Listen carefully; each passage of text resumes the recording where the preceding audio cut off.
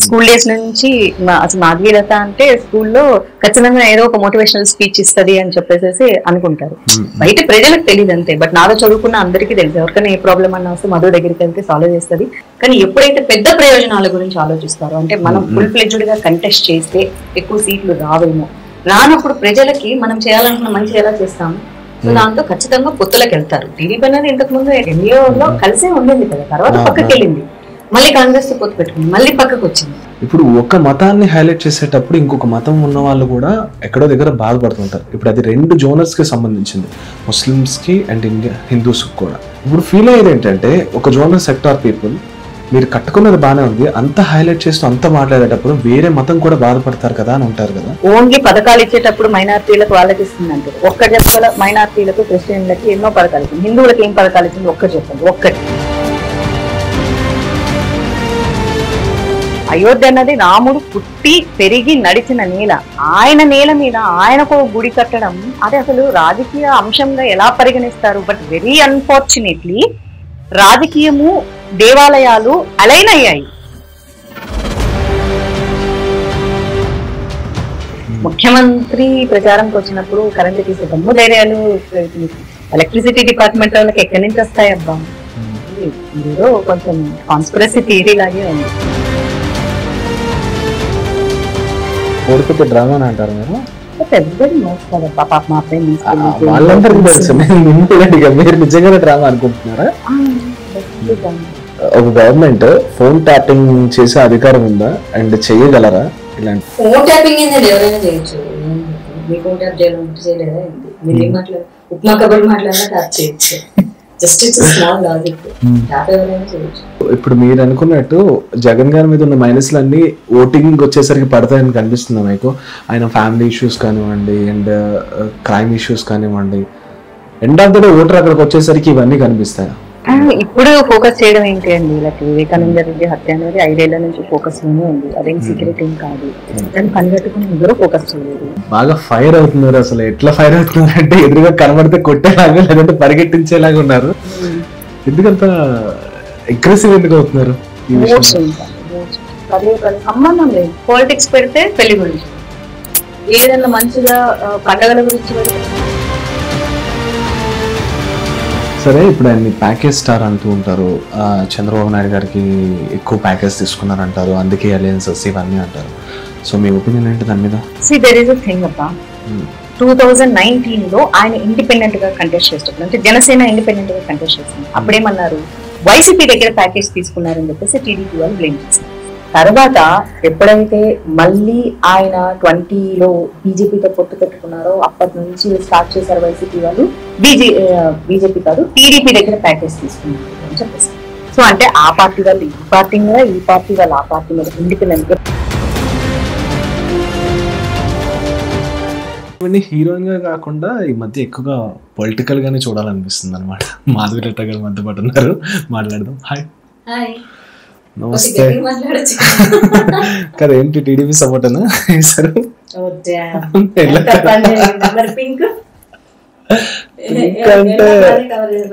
ఇండియాలో ఎవరు లేదు కదా పింక్ కలర్ పాలిటిక్.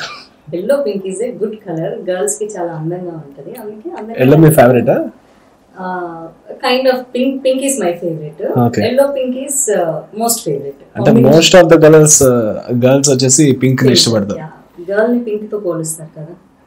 ఎందుకు, ఏమైనా అలా ఉందా సింబాలిక్ గా? అంటే గూగుల్ కొడితే తెలుస్తుంది why pink compares with girl అని చెప్పేసి. Okay, so what's happening life లో? ఏం జరుగుతుంది ఇప్పుడు? చాలా జరుగుతుంది. ఇప్పుడు ఏం జరుగుతుంది ఎగ్జాక్ట్ గా? ఇప్పుడు పాలిటిక్స్ జరుగుతున్నాయి. యాక్టివ్ గా ఉందని చెప్పొచ్చా, యాక్టివ్ గా లేరని చెప్పొచ్చా? యాక్టివ్ గా ఉంది సోషల్ మీడియాలో. సోషల్ మీడియాలో కాదు, పొలిటికల్ గా. మాధవీలత గారు పొలిటికల్ గా అంటే ఇలానే నాకు మాట్లాడడం ఇష్టం. సో అట్లా ఇప్పుడు కూడా మాట్లాడుతున్నా పాడ్కాస్ట్ లో మాట్లాడుతున్నానే కదా వచ్చారు. బీజేపీ ఇప్పుడు సపోర్టర్ అనే చెప్పొచ్చు?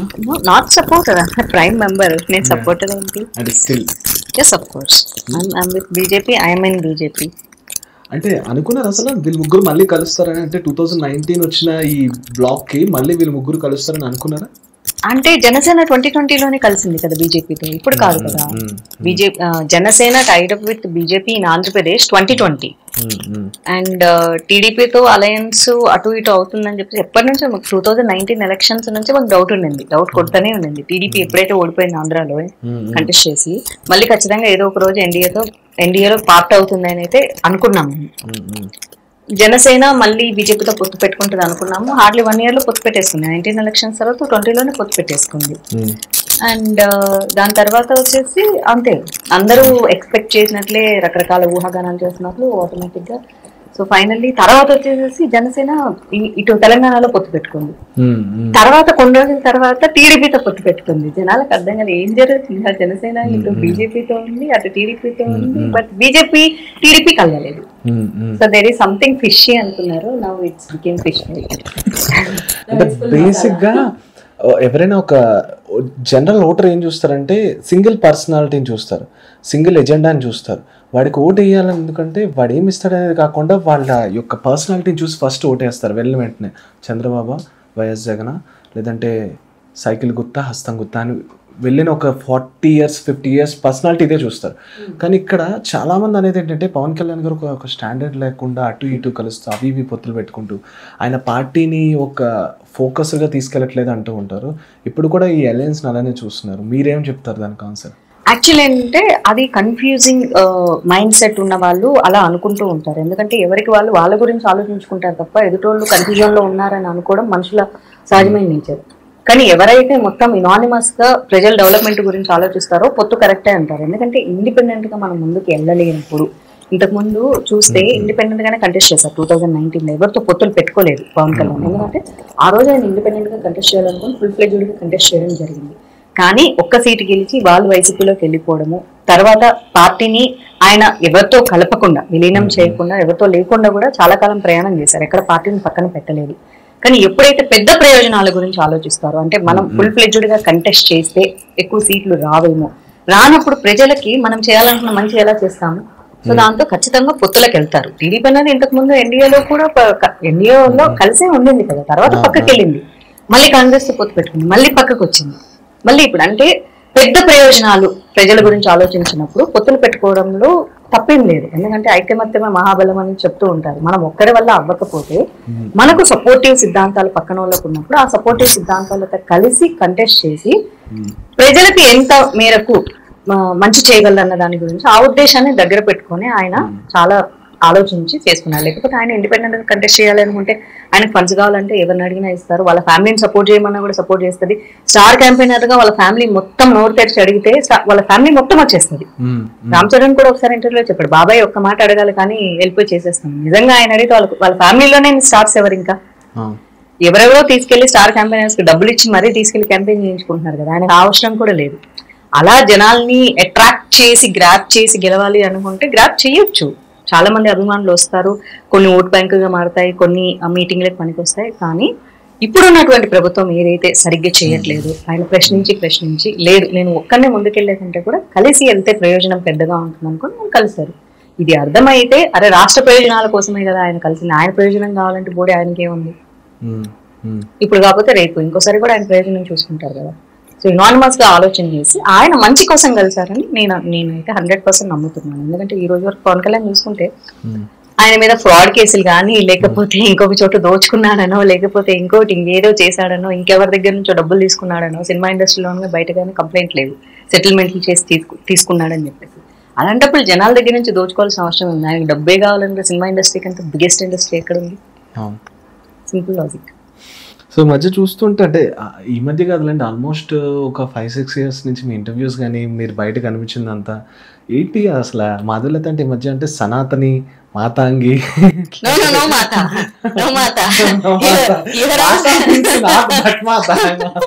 అంటే ఏదో ఒక ఇన్ఫ్లుయెన్సర్ లాగా కొంతమంది ఇలా ఇన్ఫ్లుయెన్స్ చేస్తారు కదా, ఈ హిందూయిజం మోటివేటర్ లో ఇట్లా కనిపిస్తున్నారు.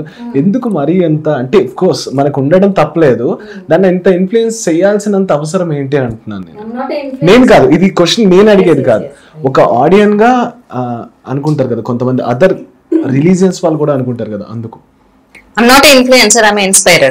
I inspire people, I love to do that. School days నుంచి అసలు మాధవీలత అంటే స్కూల్లో ఖచ్చితంగా ఏదో ఒక మోటివేషనల్ స్పీచ్ ఇస్తుంది అని చెప్పేసి అనుకుంటారు. బయట ప్రజలకు తెలియదు అంతే, బట్ నాతో చదువుకున్న అందరికీ తెలుసు. ఎవరికైనా ఏ ప్రాబ్లం అన్నా వస్తే మధు దగ్గరికి వెళ్తే సాల్వ్ చేస్తుంది, మంచి మోటివేషన్ ఇస్తుంది, చాలా స్ట్రెంత్ ఇస్తుంది. సూసైడల్ టెండెన్సీ ఉన్నప్పుడు స్కూల్, ఈ కాలేజీ, టీనేజ్ టైంలో నా ఫ్రెండ్స్ సూసైడ్ చేసుకోవాలనుకున్నా సరే ఈ సంగతి మధుకి తెలిస్తే చంపేస్తా చూడు, ఇప్పుడు పెద్ద క్లాస్ పీకుతుంది అని. సో నాలో ఆ నేచర్ ఫస్ట్ నుంచి ఉంది. I love to inspire people, I inspire lot of things from different people. నేను ఇన్స్పైర్ అవ్వనని కాదు, నేను చాలా మందిని ఫాలో అవుతూ ఉంటాను. సో మనకేంటంటే చిన్నప్పటి నుంచి మనం రకరకాల స్టేజెస్ దాటుకుంటూ వస్తాం. స్కూల్, కాలేజ్, జాబ్, తర్వాత పెళ్లి చేసుకుంటే పెళ్లి లైఫ్, లేకపోతే పిల్లల లైఫ్, ఇలా ప్రతి మనిషి వాళ్ళ లైఫ్ లో స్టేజెస్ దాటుకుంటూ వస్తారు. అలా దాటుకుంటూ వచ్చినప్పుడు నాలెడ్జ్ గెయిన్ చేసుకుంటూ వస్తారు. ఇప్పుడు చిన్నప్పుడు ఉన్న నాలెడ్జ్ ఈ రోజు, అసలు లాస్ట్ ఇయర్ ఉన్న నాలెడ్జ్ ఇప్పుడు మనకు ఉండదు. ఇప్పుడు ఇంకొంచెం గెయిన్ అవుతాం. లాస్ట్ ఇయర్ తగిలిన దెబ్బలకి, ఎక్స్పీరియన్సెస్ ద్వారా మనం ఇంకొంచెం స్మార్ట్ అవ్వడము, లేకపోతే నాలెడ్జ్ గెయిన్ చేసుకోవడము, బాగా మాట్లాడే వాళ్ళు తక్కువ మాట్లాడడము, లేకపోతే తక్కువ మాట్లాడడం మారి కొంచెం మంచిగా మాట్లాడడం ఏదో ఒక మార్పు అయితే మనిషిలో జరుగుతుంటుంది. సో నాలో కూడా ఆ మార్పు వచ్చింది. దాన్ని చాలా మంది పొలిటికల్ గా లింక్ పెడతారు. నువ్వు పాలిటిక్స్ లో జాయిన్ అయ్యాక. నేను చిన్నప్పటి నుంచి హిందూ, మా ఇంట్లో పూజలు చేస్తూనే మా అమ్మ పెంచింది. పూజలు చేయమని బలవంతం చేసి మరి పూజలు చేయించేది, ఉపవాసాలు ఉంచేది, అర్లీ మార్నింగ్స్ తీసుకెళ్లి వాటర్ లో ముంచిపించేది. బట్ ఇవన్నీ ఏంటంటే ఆ రోజుల్లో మనకు సెల్ ఫోన్స్ లేవు కాబట్టి, ఉండింటే కనుక ఆ రోజుల్లో రికార్డ్ చేసి పెట్టేసిండే వాళ్ళం. బట్ టెంపుల్ పోవడం, పూజలు చేయడం, it's all quite natural process Hindu families లో. అంటే దాన్ని ఇప్పుడు నాకు చెప్పాలనిపించింది, ఎందుకంటే వీ హ్యావ్ ప్లాట్ఫామ్. ఇంతకు ముందు ప్లాట్ఫామ్స్ లేవు, ఇప్పుడు ప్రతి ఒక్కరికి ప్లాట్ఫామ్స్ ఉన్నాయి. ఇంతకు ముందు యూట్యూబ్ లో పెద్ద ఏమీ లేదు ఇలాగా. ఇప్పుడు స్టార్టింగ్ ఇంటర్వ్యూలు అనొచ్చు, ఇప్పుడు ఇలా పాడ్కాస్ట్ అనొచ్చు. But everyday so we're using technology. In the same way ఈ రీల్స్ ని ఏదో సర్వాకి, ఎంటర్టైన్మెంట్ కి, పనికిమాలిన విషయాలకు కాకుండా I want to tell something interesting, నా లైఫ్ లో జరిగినవి, నేనేం ఫాలో అవుతున్నాను. బట్ ఇప్పుడు ఏదో ఒకటి నచ్చే కదా నన్ను ఫాలో అవుతారు. ఆ నచ్చే అంశాలే చెప్తే బాగుంటుంది కదా. ఎదుటోళ్ళకి నచ్చుతాయని నేను చెప్పను, నాకేం నచ్చితే అది చెప్తాను, నచ్చిన వాళ్ళు ఫాలో అవుతారు. That's it. ఇప్పుడు మీరు అన్నట్టు నా లైఫ్ లో నాకు కొంచెం బాధ ఇలాంటివి కలిగినప్పుడు, ట్రామా కలిగినప్పుడు నేను మెడిటేషన్ అండ్ అలానే ఈ సనాతన వాట్ ఎవర్ ఉంది కదా, ఆ హీలింగ్ ప్రాసెస్ అనేది నేను ఫీల్ అయ్యాను కాబట్టి నేను ఫాలో అవుతున్నా. మీకు ఎక్కడ స్టార్ట్ అయింది? ఇప్పుడు నేను దీని నుంచి హీల్ అయ్యాను, మీకు అలాంటి స్టేజ్ ఆఫ్ ఏమైనా ఎదుర్కొన్నారా? దానిలో మీకు ఏమైనా పాజిటివ్నెస్ దొరికిందా? డెఫినెట్లీ వచ్చింది. ఇక్కడ చెప్పాల్సిందంటే సనాతన అంటే what is Sanatan means the oldest things. అప్పటి రోజుల్లో ఫాలో అయిన పద్ధతుల్ని సనాతన. ఓల్డెనెస్ అనుకో, ఏన్షియంట్ అనుకో, ఏదో ఒకటి అనుకోవచ్చు. అంతే, పూర్వకాలపు జరిగినటువంటి ఆచరించిన పద్ధతులు అంతే సనాతన. దానికి వేరే మీనింగ్ ఏం లేదు. Biggest meaning very simple meaning అనమాట. బట్ అవే మెథడ్స్ మనం కరోనా టైంలో కూడా ఫాలో అయ్యాము. టచ్ చేయకుండా మన ఇండియన్ కల్చర్ లో నమస్కారం పెట్టడం వల్ల ఏంటంటే నీ చేతి నుంచి నా చేతికి ఏ బ్యాక్టీరియా ట్రాన్స్ఫార్మ్ అవ్వవు. ఇప్పుడు ఇది మనం టచ్ చేస్తాం, దీని మీద ఎన్నో బ్యాక్టీరియాస్ ఉంటాయి. మనం షేక్ హ్యాండ్ ఇచ్చినప్పుడు అట్లా ట్రాన్స్ఫర్ అవ్వద్ది. ఎట్ ద సేమ్ టైం మన చేతుల్లో హీలింగ్ పవర్ ఉంటుంది. మనకు దెబ్బ తగిలినా లేకపోతే ఏమైనా సరే మన చేయినే ఇట్లా హీల్ చేసుకోవడానికి పెట్టుకుంటాం. సో మన చేతి నుంచి ఒక మంచి ఫీలింగ్ వస్తే మన చేయిని మన బాడీ మన చేతి నుంచి హీల్ అవుతుంది. సో నమస్కారం పెట్టే విషయంలో ప్రతిదీ సైంటిఫికల్ రీజన్ ఉంటుందే తప్ప ఏది సనాతన పద్ధతిలో పనికిమాలిన విషయాలకు నమస్కారం పెట్టండి ఇలా ఉండదు. సో నా లైఫ్ లో అలా జరగడానికి కారణం అంటే చిన్నప్పటి నుంచి ఫస్ట్ మా అమ్మ పెంచడమే అట్లా పెంచింది. చాలా ట్రెడిషనల్ గా పెంచింది. నేను బాగా ట్రెడిషన్ తో పాటు రెబలిస్టిక్ గా పెరిగాను. ఎందుకంటే నాకు రెండు ఇష్టం కాబట్టి. సో ఇంట్లో చాలా పద్ధతులు నేర్పిస్తే స్కూల్కి వెళ్ళి రెబలిస్టిక్ గా పెరగడం, అలా లైఫ్ ప్రాసెస్ లో మనకు కష్టాలు నష్టాలు క్వైట్ న్యాచురల్. ప్రొఫెషన్ లో వచ్చినప్పుడు దెబ్బలు తగలడం, కష్టం వచ్చినప్పుడు మనం మనుషులకి చెప్పలేనప్పుడు చెప్పుకోవడానికి కనిపించే ఒకే ఒకటి దేవుడు. ఆ దేవుడికి చెప్పుకున్నప్పుడు మనం దేవుడి దగ్గర ఎంతసేపు ఊరికే దేవుడిని అట్లా చూస్తూ కూర్చుంటాం, కళ్ళు మూసుకొని ఒక ధ్యానం చేయడం ఇట్లాంటి చేసినప్పుడు ఒక పీస్ఫుల్ అన్నది నాకు కలిగింది. So it started from 2014. 2015 లో నేను యోగా, మెడిటేషన్, రేకి 2 degrees తీసుకున్నాను. నేను రేకి నేర్చుకున్నాను. Reiki is nothing but meditation and Bhagavad Gita chanting అప్పుడే నేర్చుకున్నాను. ఓకల్స్ కొన్ని రోజులు ప్రాక్టీస్, ఇవన్నీ నేను 2015 లో నేర్చుకున్నాను. Reiki is a meditation method. రేకి అనే 3 degrees ఉంటాయి, అంటే అందులో 3 degrees ఉంటే నేను వేరే వాళ్ళకి టీచ్ చేయొచ్చు. రేకి రకరకాల పీపుల్ రకరకాలుగా దాన్ని మిస్యూజ్ కూడా చేస్తూ ఉంటారు. రేకి హీలింగ్ రెండు ఒకటే అంటారు. కానీ లైక్ వాట్ అంటే కొంచెం డీటెయిల్ ఇవ్వగలరా దాని గురించి? Reiki is all about meditation. 7 chakras ఉంటాయి కదా మనకి, 7 చక్రాస్. ఈ 7 చక్ర యాక్టివేషన్. చాలా మంది అంటే 7 చక్రాస్ ఇట్లా ఓపెన్ అయిపోతాయి, గిర్రని తిరుగుతుంటాయి చక్రాస్, అవి కాదు. అట్లాంటివి ఏమీ జరగవు. మన పూర్వం మునులు ఋషులు కూడా అచ్చ తెలుగులో ఆ సాంస్క్రిట్ భాషలో స్వాదిష్టాన చక్ర అని, లేకపోతే మూలాధార చక్ర ఇవన్నీ చెప్తారు. అదే రూట్ చక్ర, సాక్రల్ చక్ర, ఇవన్నీ ఇంగ్లీష్ లో చెప్తారు అనమాట. ఆ చక్రాస్ యాక్టివేషన్ ఏంటంటే మన శరీరంలో చక్రాస్ ఎప్పుడైతే మనం యాక్టివేట్ చేసుకోగలమో ధ్యానం ద్వారా, అప్పుడు ఆటోమేటిక్ గా మనకు ఒక మంచి నాలెడ్జ్ వస్తుంది, పీస్ వస్తుంది, మనలో ఒక పవర్ ఉంటుంది, ఒక ఎనర్జీ ఉంటుంది. యూనివర్స్ లో ఎట్లాంటి ఎనర్జీ ఉంటుందో మనలో కూడా అట్లాంటి కాస్మిక్ ఎనర్జీ ఉంటుంది. నేచర్ లో ఎనర్జీ ఖచ్చితంగా ఉండే ఉంటుంది. మన ఎనర్జీని నేచర్ లో ఉన్న ఎనర్జీతో అలైన్ చేసి బ్రతకడమే మనిషి జీవితం.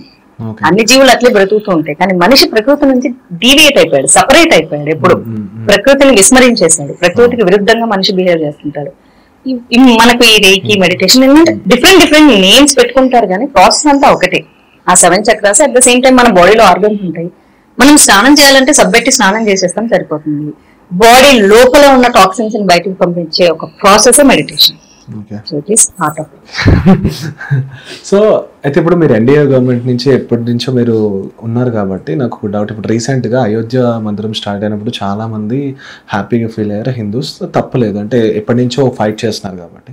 కానీ అట్ ద సేమ్ టైం ఇప్పుడు మనం ఉంటుంది ఇండియాలో, ఇప్పుడు ఒక మతాన్ని హైలైట్ చేసేటప్పుడు ఇంకొక మతం ఉన్న వాళ్ళు కూడా ఎక్కడో దగ్గర బాధపడుతుంటారు. ఇప్పుడు అది 2 జోనర్స్కి సంబంధించింది, ముస్లిమ్స్కి అండ్ హిందూస్కి కూడా. ఇప్పుడు ఫీల్ అయ్యేది ఏంటంటే ఒక జోనర్ సెక్టార్ పీపుల్, మీరు కట్టుకున్నది బాగానే ఉంది, అంత హైలైట్ చేస్తూ అంత మాట్లాడేటప్పుడు వేరే మతం కూడా బాధపడతారు కదా అని ఉంటారు కదా. ఎందుకు ఎన్డీఏ గవర్నమెంట్ ఎప్పుడు హిందూస్ గురించి ఆలోచిస్తూ ఇంకొక మతం గురించి ఆలోచించరు? అఫ్కోర్స్ మీరు ఏవైనా బిల్స్ పాస్ చేసేటప్పుడు లేదంటే మైనారిటీస్ గురించి వాటి గురించి ఆలోచించిస్తున్నారు, కానీ ప్రయారిటీస్ వచ్చేసరికి హిందూని మీరు డెవలప్ చేసేటట్టు మిగతా మతాలను ఎక్కడ డెవలప్ చేయట్లేదు, ఎందుకని? దట్ ఈస్ యాక్చువల్లీ బుల్షిట్ తెలుసా. First of all bullshit thing అది. హిందువులని బీజేపీ చాలా హైలైట్ చేస్తుంది అనేది అసలు నేను అసలు ఒప్పుకొని being a BJP non sense. Only పథకాలు ఇచ్చేటప్పుడు మైనార్టీలకు వాళ్ళకి ఇస్తుంది అంటారు. ఒక్కటి చెప్పాల, మైనార్టీలకు క్రిస్టియన్లకి ఎన్నో పథకాలు ఇచ్చింది, హిందువులకి ఏం పథకాలు ఇచ్చింది ఒక్కటి చెప్పండి. ఒక్కటి గవర్నమెంట్ అనేది ప్రజల కోసం పనిచేస్తున్నప్పుడు సమానంగా పనిచేయాలి కదా. Why Christians, why minorities, why not Hindus? ఈ రోజు వరకు ప్రత్యేకించి హిందువులకు ఏ పథకాలు ప్రకటించలేదు. మైనార్టీలకి ఇస్తున్నాం, ఎలక్షన్ రాగానే ఎజెండా బీజేపీ కూడా మైనార్టీలకి ఇస్తున్నాం, క్రిస్టియన్స్ కి ఇస్తున్నాం. వాళ్ళు ఇవ్వకపోతే అడిగి తీసుకుంటున్నారు యాక్చువల్లీ చెప్పాలంటే, కానీ హిందూస్ ఎవరు అడగట్లేదు. రామ్ మందిర్ ని అసలు రాజకీయాలకు ముడిపెట్టదు. ఏ ప్రభుత్వ సొమ్ము తీసుకొచ్చి రామ్ మందిర్ కి పెట్టారు? మన సొమ్ము కదా పెట్టింది. ప్రతి ఒక్కరు దీన్ని ఎప్పుడైనా రాంగ్ ప్రాపగండా చేయడానికి ప్రయత్నం చేస్తారు. ఎందుకు 2 లక్షల మంది చనిపోయారు? 500 సంవత్సరాలుగా పోరాటం చేస్తారంటే 500 సంవత్సరాలుగా 2 లక్షల మంది భారతీయుల ప్రాణాలు కాదా?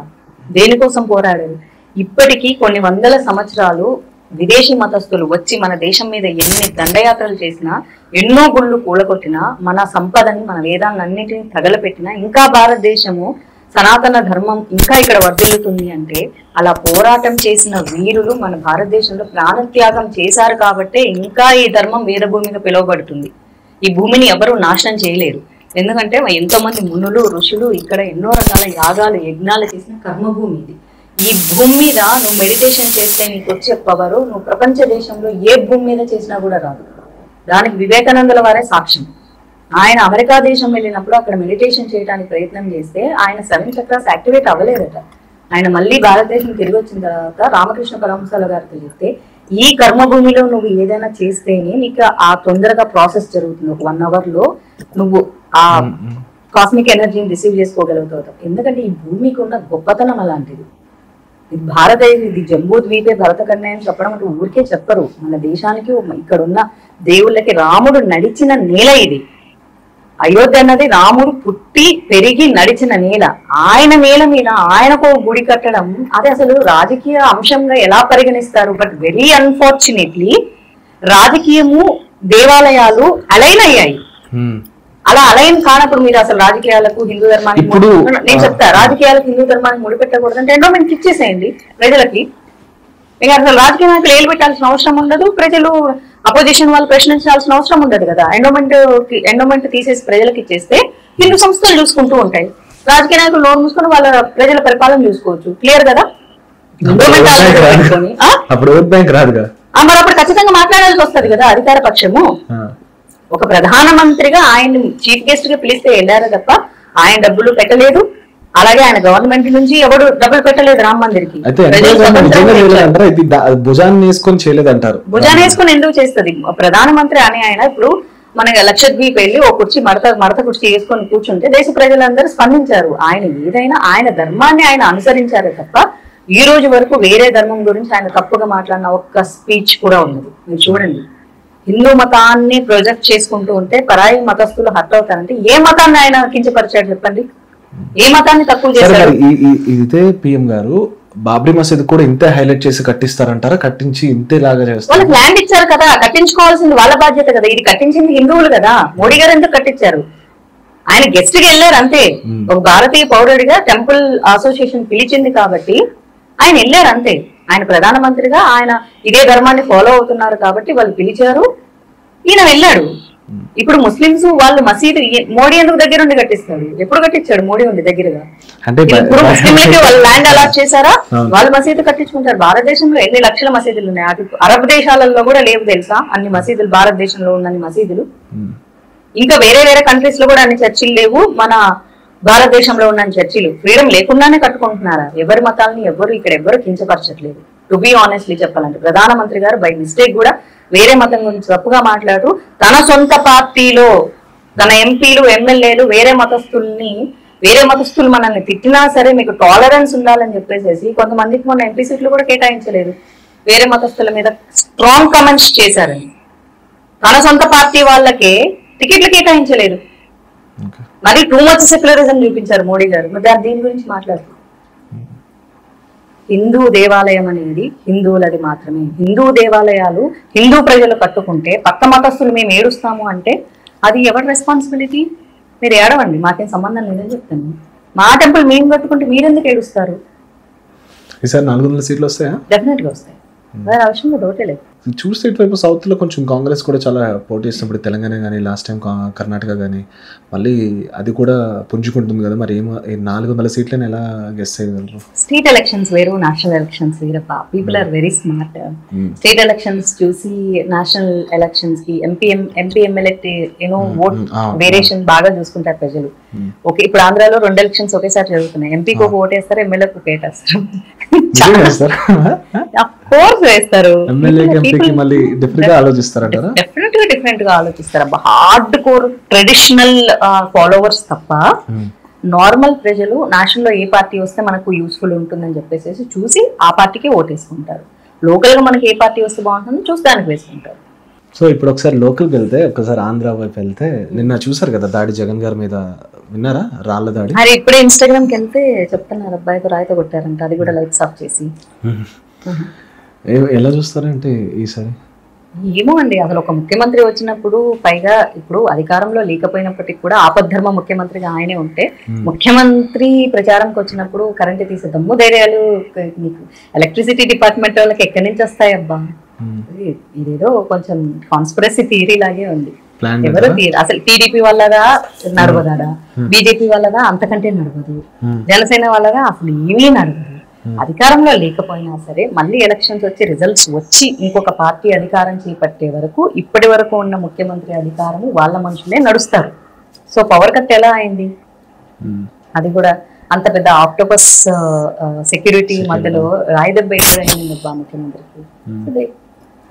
I feel like something fishy. I kind of Kodikathi drama type అనుకుంటున్నాను. కోడికత్తి డ్రామా అని అంటారు మీరు? ఎవ్రీబడి నోస్ కదా పాప, మా అబ్బాయిని వాళ్ళందరికీ తెలుసు. మీరు నిజంగానే డ్రామా అనుకుంటున్నారా? Definitely drama. సో ఇది కూడా చెప్పాలనుకుంటే కోడికత్తి కత్తి అది కూడా ఎయిర్పోర్ట్ లో ఏమన్నా కూర్చోడా దొరికితే కుక్కలు కాల్చినట్లు కాలుస్తారని తెలిసి ఎవడన్నా ఒక ముఖ్యమంత్రి మీద అటాక్ వెళ్తాడా అంటే అప్పటికి ముఖ్యమంత్రి అయిందా కాలేదో తెలియదు. సో ఇప్పుడు ఈ పొత్తులో చూస్తే కొంతమంది సీనియర్ నాయకులు కూడా ఫీల్ అయిన వాళ్ళు ఉన్నారు. అంటే బీజేపీకి కానీ జనసేనకి కానీ గెలిచే ప్లేసెస్ ఇవ్వలేదు, ఇంకా మంచి ప్లేసెస్ ఇవ్వచ్చు, అండ్ 21 కూడా సరిపోలేదు ఆ నెంబరింగ్ అనేది అని అన్న వాళ్ళు ఉన్నారు. దానికి ఏం చెప్తారు? అంటే ఇది సీనియర్ నాయకులు అన్న మాటలే ఇవి. అంటే ఇప్పుడు సీట్లు రానప్పుడు ఎవరికైనా కొంచెం కడుపులో బాధ ఉంటుంది, అది అన్ని ఉంటాయి, సహజంగా ఉంటాయి, అందరు మనుషులే కదా. సో వాళ్ళకి ఇచ్చింటే బాగుండు, వీళ్ళకి ఇచ్చింటే బాగుండు అని చెప్పేసి ఒక్కొక్కసారి మనకు కూడా అనిపిస్తుంది. సమ్ ప్లేసెస్ లో రైట్ క్యాండిడేట్స్ ఉన్నారు, సమ్ ప్లేసెస్ లో రాంగ్ క్యాండిడేట్లు ఉన్నారు, వీళ్ళకి ప్రజాదరణ లేదు. కానీ ఒక్కొక్కసారి ఏమంటే పార్టీకి వీళ్ళ అవసరం ఉందా, వీళ్ళు పార్టీకి అవసరం ఉన్నారా, కొన్ని లెక్కలు ఏవో వేసుకుంటారు. కొన్ని ఫ్రెండ్షిప్ మీదనో లేకపోతే అవసరాల మీద ఏవో సంథింగ్ ఉంటాయి అబ్బా. బికాస్ రాజకీయం అనేది తెరిచిన పుస్తకం లాగా, తెల్లటి పాలలాగా స్వచ్ఛంగా ఉండాలని అవ్వదు.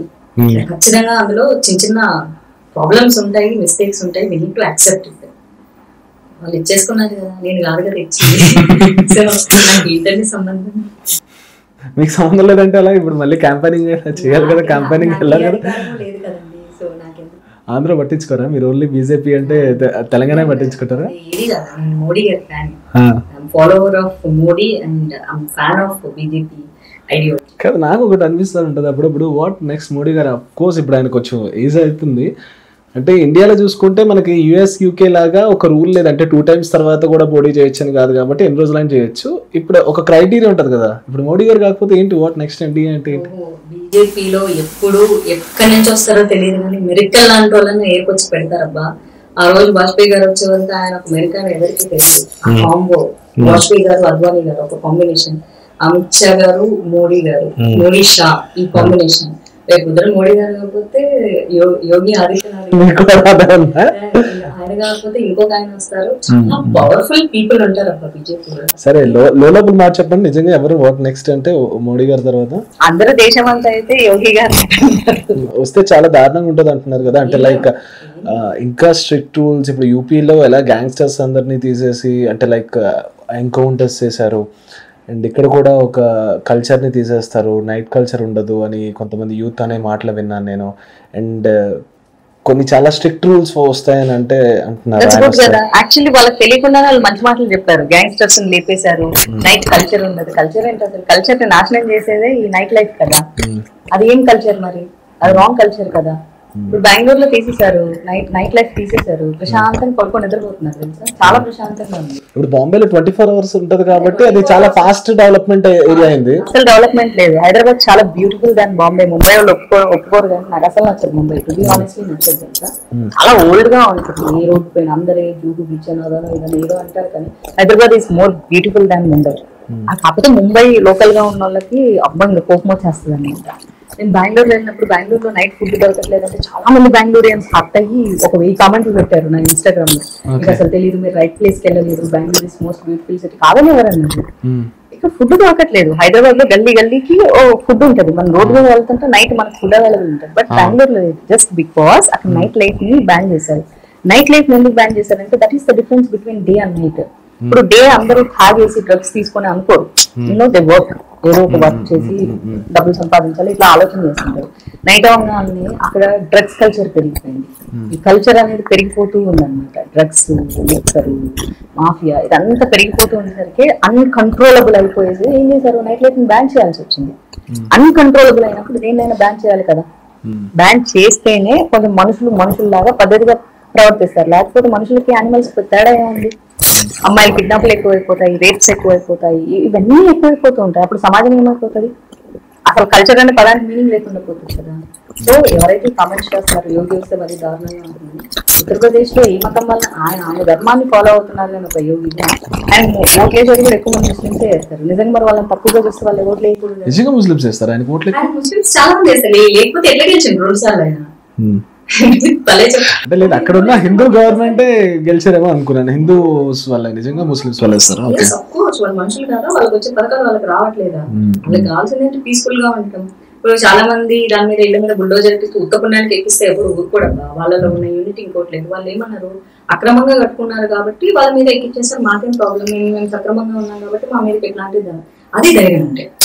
సక్రమంగా ఇల్లు కట్టుకుని ఏ ముస్లిం అని ఒకటే మాట్లాడినాడు, వాళ్ళు అక్రమ ల్యాండ్ తీసేసుకొని కట్టుకున్నారు, మేమంతా బాగానే ఉన్నాం కాబట్టి మాకు ఎట్లాంటి ప్రాబ్లం క్రియేట్ చేయదు గవర్నమెంట్ అని.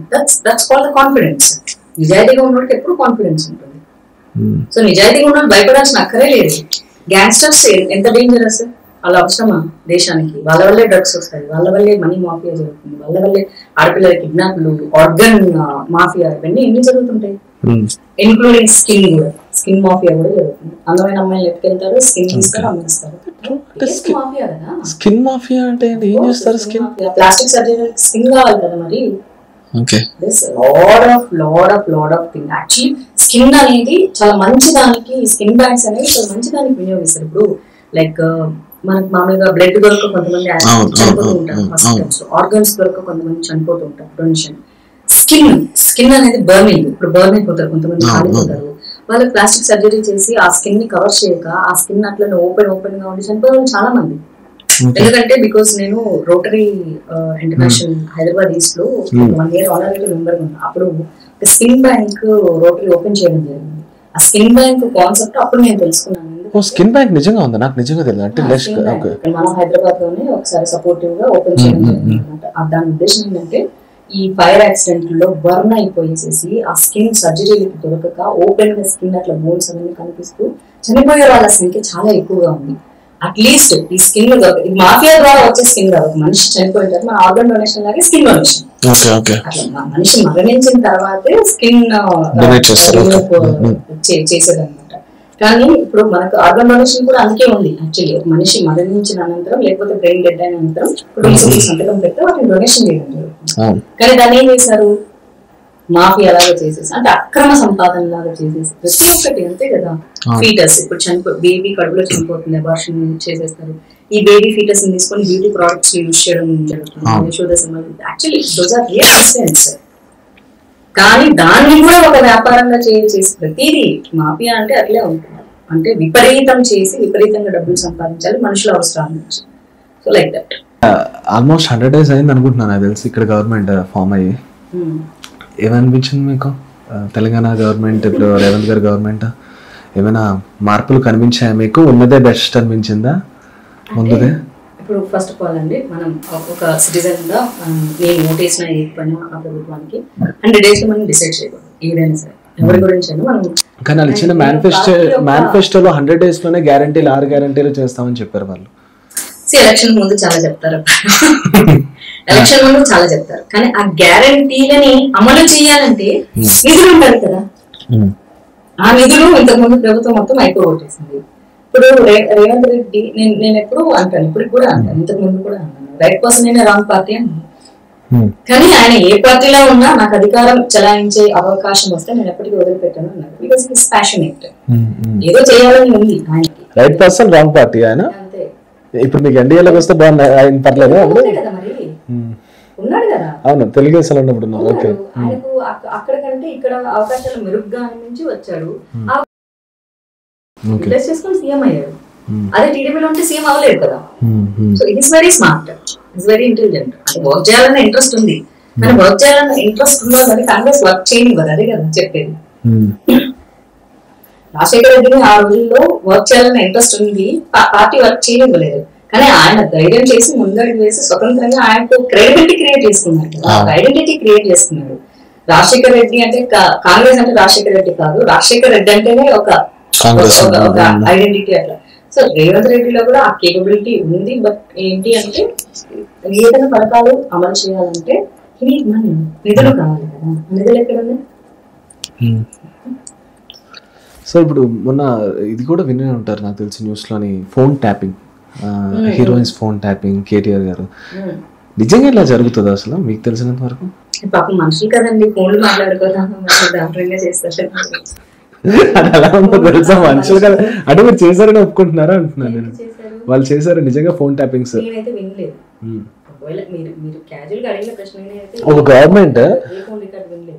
ఒక గవర్నమెంట్ ఫోన్ ట్యాపింగ్ చేసే అధికారం ఉందా అండ్ చెయ్యగలరా? ఇలాంటి ఫోన్ ట్యాపింగ్ ఎవరైనా చేయొచ్చు. మీ ఫోన్ ట్యాప్ చేయాలంటే చేయలేదా? మీరు ఏం మాట్లాడారు, ఉప్మా కబుర్లు మాట్లాడినా ట్యాప్ చేయొచ్చు. Just it's small logic. Tap ఎవరైనా చేయొచ్చు యాజ్ పర్ రూల్స్.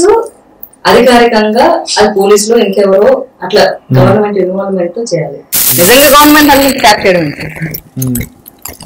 అంతే కదా. పర్మిషన్స్ ఎవరికంటే ఎవరో పోలీసులో ఇంటెలిజెన్స్ డిపార్ట్మెంట్ వీళ్ళు ట్యాప్ చేస్తారు.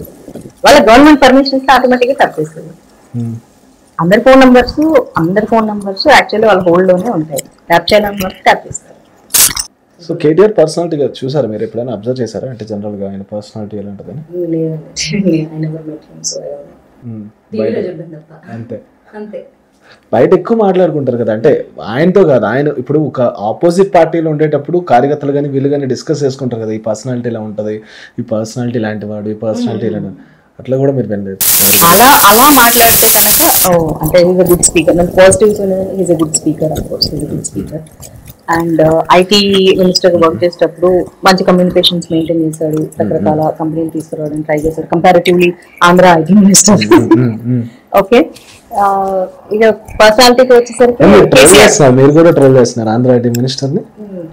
చెయ్యాల్సి వస్తుందండి, అనుకోవచ్చు. మనం కంపేర్ చేసుకోవాలి. ఇప్పుడు రెండు రాష్ట్రాలకు మనం తెలుగు వాళ్ళమే కదా, ఒకప్పుడు ఉమ్మడి ఆంధ్రప్రదేశ్, ఇప్పుడు కాదు. బట్ స్టిల్ తెలుగు వాళ్ళం కాకుండా పోతుంది. రాష్ట్రం జస్ట్ 2 రాష్ట్రాలుగా విడిపోయాయని చెప్పేసి అట్లా గోడ కట్టుకోలేదు కదా. లేదు, ఆయన ఏం చెప్తున్నారంటే రీసెంట్ గా అమర్నాథ్ గారు 70% ఆఫ్ ఇండియాలోనే వరల్డ్ వైడ్ గా ఏసీస్ తయారయ్యేది ఓన్లీ ఆంధ్రప్రదేశ్ నుంచే వెళ్తున్నాయి అన్నారు. మరి ఐటీ సెక్టర్ ని కాకపోయినా ఏదో ఒక సెక్టర్ మీరు డెవలప్ చేస్తున్నాం అన్నారు కదా, మీరు ఎలా చెప్తారా? అంటే IT minister IT sector develop చేయాలి కానీ ఏసీలు కూలర్లు అంటే కొంచెం ఆలోచించాలి కదా. సరే, వ్యక్తిత్వం గురించి చెప్తే KCR is a better personality than KTR అని అయితే విన్నాం. So KTR is more cunning than KCR అని చెప్పి అయితే నేను విన్నాను. మాట్లాడుకుంటే విన్నారా అని అడిగారు కదా, ఇదే విన్నాను. ఓకే సార్, ఒకసారి ఆంధ్రాకి వస్తే ఎందుకు చెప్తున్నారు మీరు? అబ్జర్వ్ చేస్తున్నారా మీరు అక్కడ ఏం జరుగుతూ ఉంటది?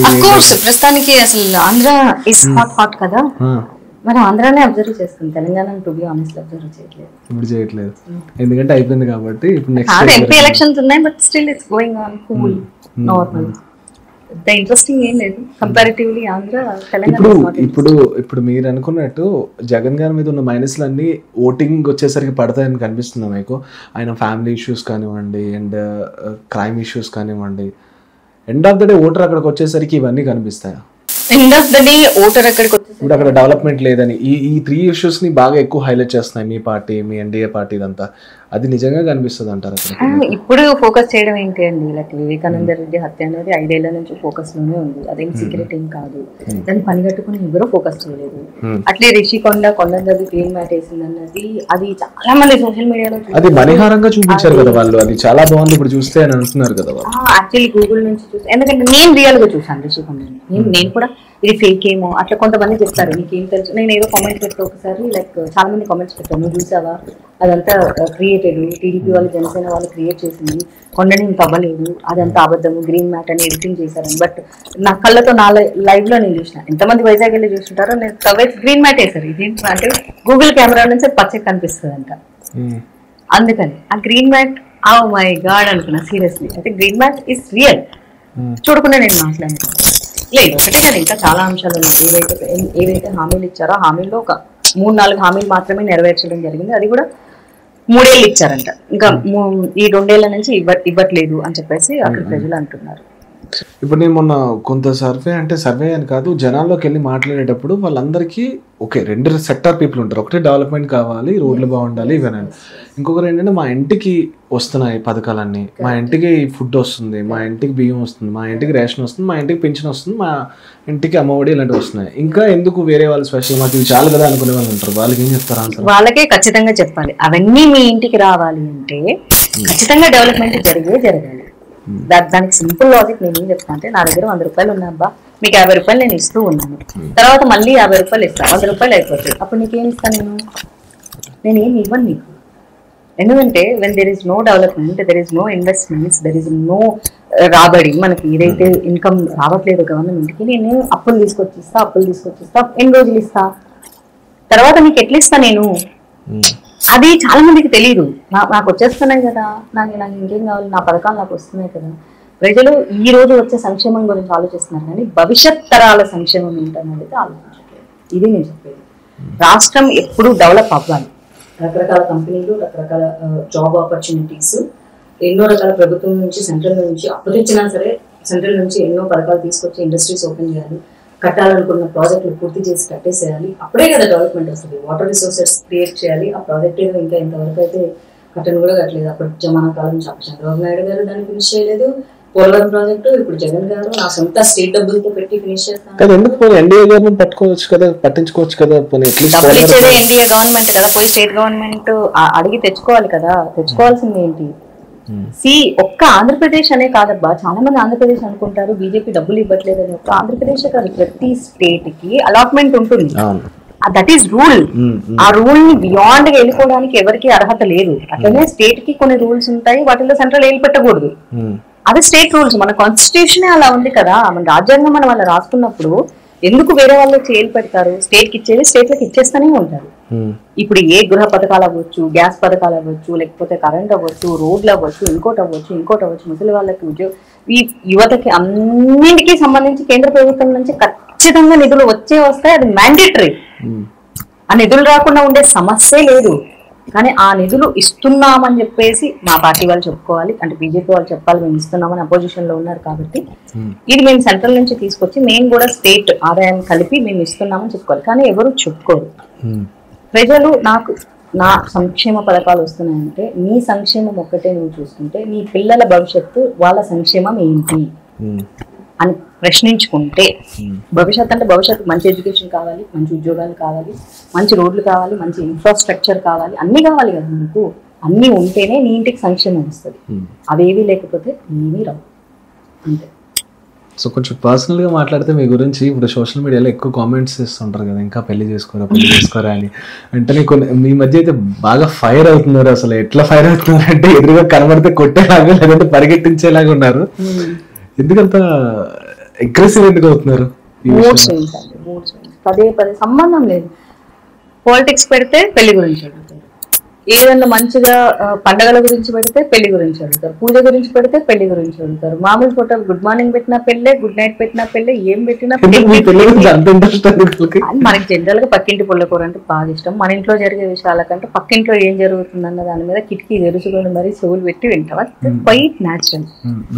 అది నాకు ఫ్రస్ట్రేషన్ క్రియేట్ చేస్తుంది. ఇక్కడ మిమ్మల్ని అభిమానంతో అడుగుతున్నామంటే, అరే అభిమానం మీ ఇంట్లో వాళ్ళ మీద చూపించండి అని చెప్తాను నేను. మన ఇంట్లో వాళ్ళ గురించి ఆలోచించండి. మనకు అక్కలో చెల్లెల్లో ఉంటారు కదా, వాళ్ళ పెళ్లిళ్ళు చేయండి. మీ బావగారో ఇంకెవరో వాళ్ళని కష్టాలు పెడతారు, ఫస్ట్ అది సాల్వ్ చేసుకోండి. అది చెయ్యం మనం ఎప్పుడు మన ఆలోచనలు ఎదుటోళ్ళ మీద ఇంప్లిమెంట్ చేయడానికి ట్రై చేస్తుంటాం. అది నాకు ఇష్టం ఉండదు. నువ్వు చీర కట్టుకో, నువ్వు జీన్స్ వేసుకుంటావు ఏంటి అంటే, నేను ఎలా ఉండాలనేది నా ఇష్టానికి సంబంధించిన అంశం. నువ్వు చెప్తే ఏంటంటే నీ ఆలోచనలు నా మీద రుద్దినట్లు అవుతుంది తప్ప నా ఒపీనియన్స్ నువ్వు రెస్పెక్ట్ చేస్తుంది. నీ మీద అభిమానంతో చెప్తున్నామంటారు. అభిమానంతో ఎదుటోళ్ళ లైఫ్ ని మనం రూల్ చేయలేదు.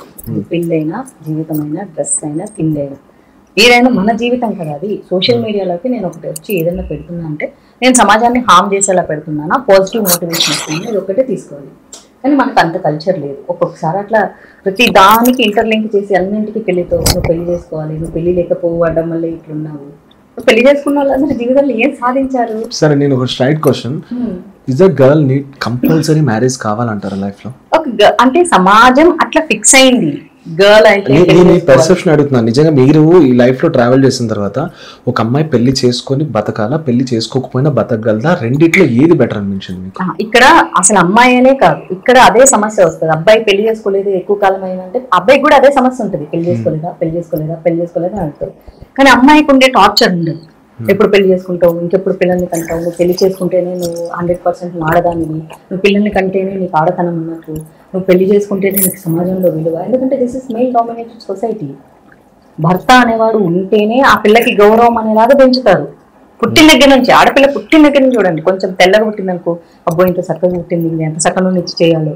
కొంచెం నల్లగా పుట్టిందనుకో, ఇది నల్లగా పుట్టింది అబ్బాయి పిల్లోనే. అంటే ఆడపిల్ల పుట్టిన దగ్గర నుంచి పాపం ఆ పిల్లకి టార్చరే. ఇంకా కళ్ళు కూడా తెరిచి ఉండదు. బేబీగా పుట్టిన దగ్గర నుంచి పెళ్లి డిసైడ్ అయిపోతుంది. ఆ పిల్లని కొంచెం ఎక్కువ చదివించాలంటే ఏంటంటే ఎక్కువ చదివిన తీసుకొని రావాలి కదా. ఎక్కువ చదివిస్తే పెద్ద ఉద్యోగం చేస్తుంటే దీనికంటే పెద్ద ఉద్యోగం చేసేటోని తీసుకొని రావాలి కదా. అంతే తప్ప ఆ అమ్మాయిని అర్థం చేసుకునేవాడో లేకపోతే ఆ అమ్మాయికి తగినోడో తీసుకొని వచ్చి పెళ్లి చేయాలన్న ఆలోచన అసలు ఉండదు. ఆ ఆడపిల్లకి ఇది బిట్టర్ ట్రూత్ తెలుసా. ఇది అది ఎప్పుడంటే ఒక 10 years బ్యాక్. బట్ గర్ల్స్ ఎలా ఉన్నారు మీరు? ట్రెండీ గర్ల్స్ కన్సిడర్ చూస్తున్నా, కానీ ఈ టార్చర్ అయితే పోవట్లేదు కదా. పెళ్లి పెళ్లి పెళ్లి అనే టార్చర్ అంటే ఆడపిల్లకే కాదు. మరి ఆడపిల్ల పెళ్లి చేసుకోవాలంటే మొగోడే కదా కావాలి, ఇంకొక ఆడదాన్ని చేసుకోలేదు కదా. అఫ్కోర్స్ కొంతమంది చేసుకుంటున్నారు, అది వదిలేసేయండి.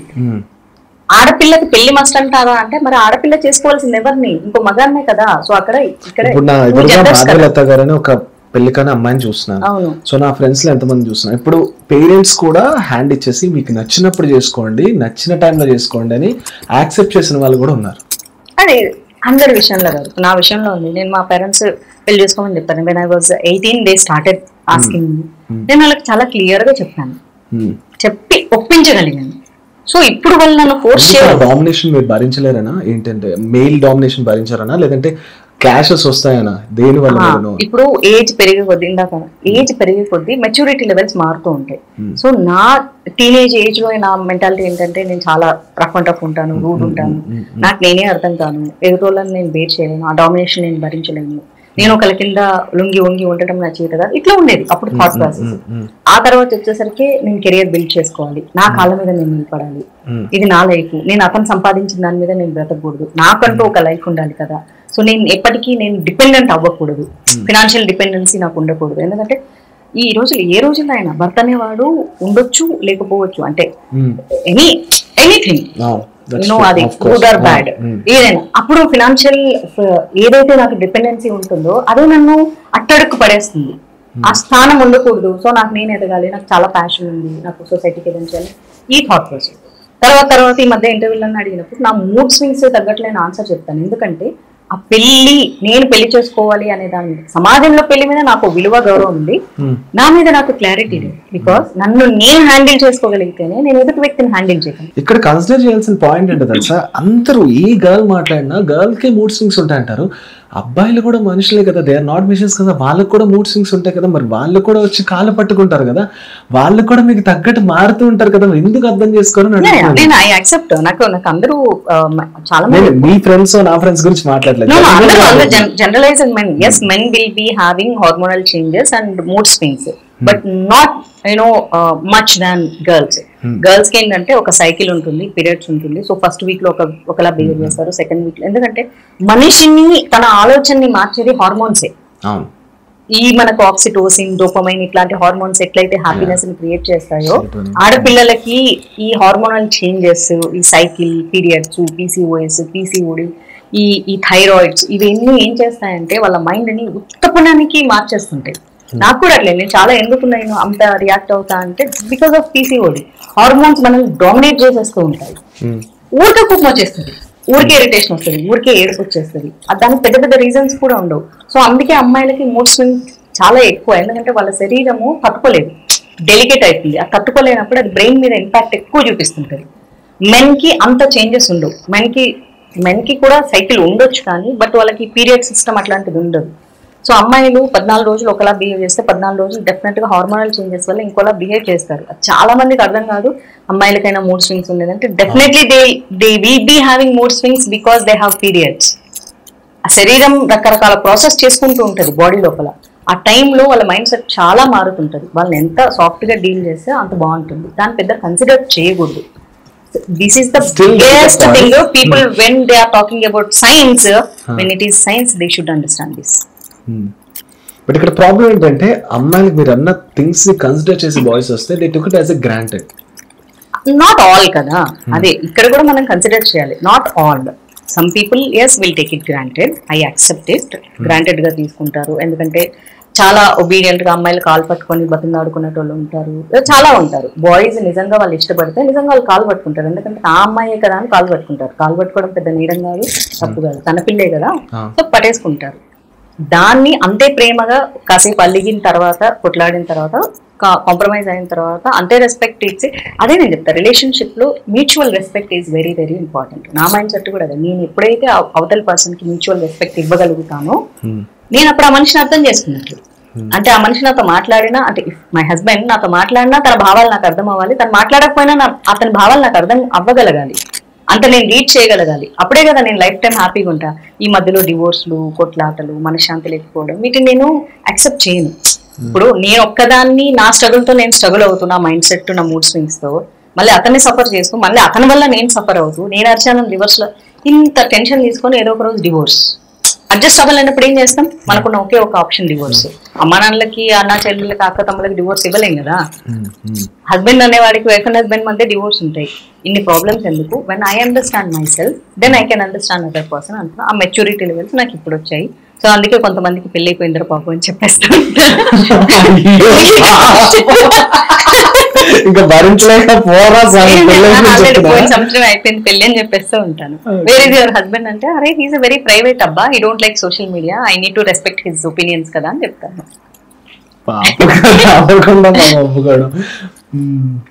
ఏం చేయాలి, తప్పదు. అరవకూడదు అంటే అలా కాంప్రమైజ్ అవ్వాలి, ఏదో ఒక దానికి కాంప్రమైజ్ అవ్వాలి కదా. That's it. So sorry to ask you, how you fulfil your needs? Like ఒక షోల్డర్ కావాలి. ఇప్పుడు అమ్మతో కొన్ని చెప్పుకుంటాం, నాన్నతో కొన్ని చెప్పుకుంటాం, ఫ్రెండ్తో కొన్ని చెప్పుకుంటాం, కానీ అవి కొన్ని చెప్పుకునేవి ఒక సోల్మేట్ తోనే చెప్పుకోగలం. Coming to Madhavi Latha, how you fulfil your needs? By God's grace నేను ఎప్పుడు భగవంతుడికి థ్యాంక్స్ చెప్పుకునేది, నా కృష్ణకి అంత థ్యాంక్ఫుల్ గా ఉండేది ఏంటంటే I have beautiful people in my life. నేను చాలా మంది డిప్రెషన్ లో ఉన్నాను అనుకుంటాను, ఏదో లైక్ ఫిలాసాఫికల్ గా మాట్లాడితే. ఐ హ్యావ్ లిటరల్లీ ఏదైనా చెప్పుకోవడానికి మనకు ఒక బెస్ట్ ఫ్రెండ్ కావాలంటారు. లైఫ్ లో బెస్ట్ ఫ్రెండ్స్ అందరికీ ఉండరు. అలాగే గుర్తుపెట్టుకోండి, ఒక మనిషికి బెస్ట్ ఫ్రెండ్స్ ఉండరు, బెస్ట్ ఫ్రెండ్ ఉంటారు, క్లోజ్ ఫ్రెండ్స్ ఉంటారు. ఏదైనా నన్ను నేను ట్రాన్స్పరెంట్ గా నేను చేసిన తప్పుల్ని, ఒప్పుల్ని, మంచిని, చెడుని, అన్నిటిని చెప్పుకోవడానికి నాకు బెస్ట్ ఫ్రెండ్ నేర్చింది. I tell everything to her, everything. ఏం చేసినా సరే చెప్తా. తప్పు చేస్తే కరెక్ట్ చేస్తుంది, మంచి చేస్తే అప్రిషియేట్ చేస్తుంది.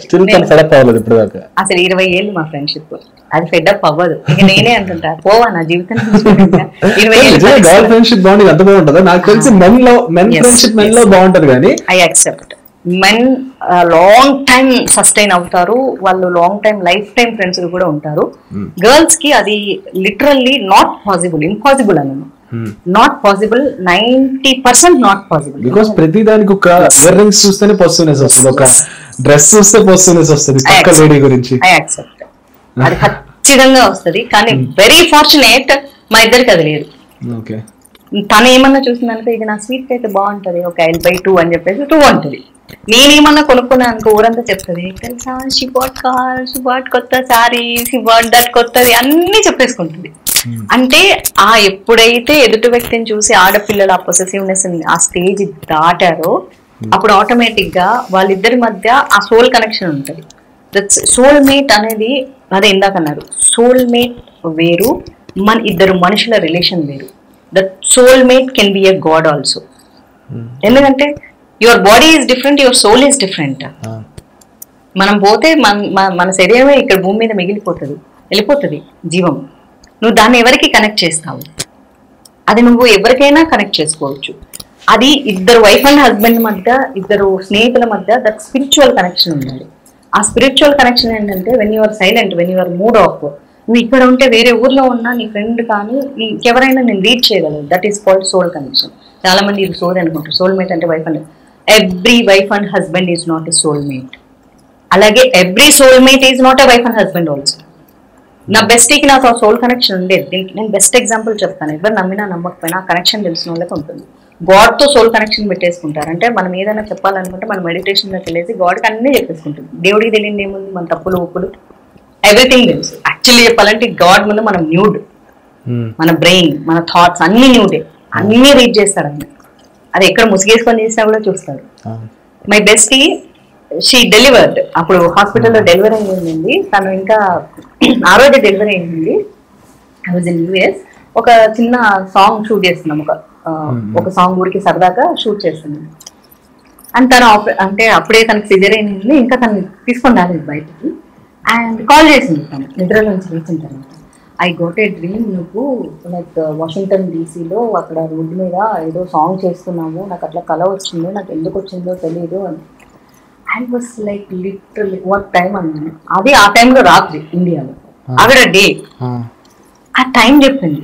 I was like literally surprise. తెలుసా, ఐ వాస్ డూయింగ్ సాంగ్, అప్పుడు నేను షూట్ చేస్తున్నా. డార్లింగ్ సీరియస్లీ నేను నిజంగానే షూట్ చేశాను తెలుసా నిన్న. చూసావా, నాకు చెప్పకుండా నువ్వు షూట్ చేసుకున్నావు, నువ్వు చెప్పకపోయినా సరే నాకు కళ వచ్చింది అని. అంటే నువ్వు అలా హాస్పిటల్లో అంటే నేను ఎట్లా చెప్తాను? నువ్వు పిల్లోని కనేసేసి అలసిపోయి పడుకొని ఉన్నావు, నీకు ఎలా చెప్తాను? సరే ఏముంది చెప్పడానికి, ఎలాగో పంపిస్తాను కదా తర్వాత అని చెప్పలేదంటే, నువ్వు చెప్పకపోయినా నాకు తెలిసిపోతుంది. This is what the connection. ఇలాంటివి నాకు చాలా సార్లు జరిగాయి తన విషయంలో. ఇప్పుడు ఈ రోజు నేను మూడ్ ఆఫ్ గా డల్ కూర్చున్నాను అనుకో, తన దగ్గర నుంచి ఒక మెసేజ్ వస్తుంది, అది కరెక్ట్ గా నా మూడ్ స్వింగ్ కి తగ్గట్లే ఉంటుంది. నేను ఒకటే పంపిస్తాను, ఎందుకు పంపించామంటే felt like to share you అంటది. అంటే నన్ను మోటివేట్ చేసేటట్లుగా ఉంటుంది ఆ ఇన్సిడెంట్ నుంచి. లైఫ్ లో కష్టాలు అవి వస్తూ ఉంటాయి, మూడ్ స్వింగ్స్ వస్తుంటాయి, డల్గా ఉంటాయి, ఏం కాదు చేరపని పంపిస్తుంది. ఎందుకు పంపించామంటే పంపించాలనిపించింది అంటుంది. నాకు అనిపిస్తుంది అట్లా. That is called soul connection. So నేను చెప్తా, she my soulmate. Soulmate can be చెప్తున్నా, soulmate can be a girl, మీకు బెస్ట్ ఫ్రెండ్ అయి ఉండొచ్చు, లేకపోతే మీకు ఒక గురువు అయి ఉండొచ్చు, లేకపోతే గాడ్ అయి ఉండొచ్చు, over thing. So I'm very lucky. At the same time I have gurus also. వాళ్ళ దగ్గర కూడా నేను ఎంత ట్రాన్స్పరెంట్ ఉంటాను, నేను చేసిన తప్పలని చెప్పేసి ఇలా చేసి అలా చేసేసా అన్నీ చెప్పేస్తాను. సో నాకు మనసులో భారం అనేది ఎప్పుడు ఉండదు. నేను ఎక్కువసేపు కూడా దాచుకోలేదు, నాకు సోషల్ మీడియాలో అయినా పర్సనల్ లైఫ్లో అయినా. Do you ever feel anxiety లాంటి థింగ్స్ ఏమైనా ఫీల్ అయ్యారు ఎప్పుడైనా?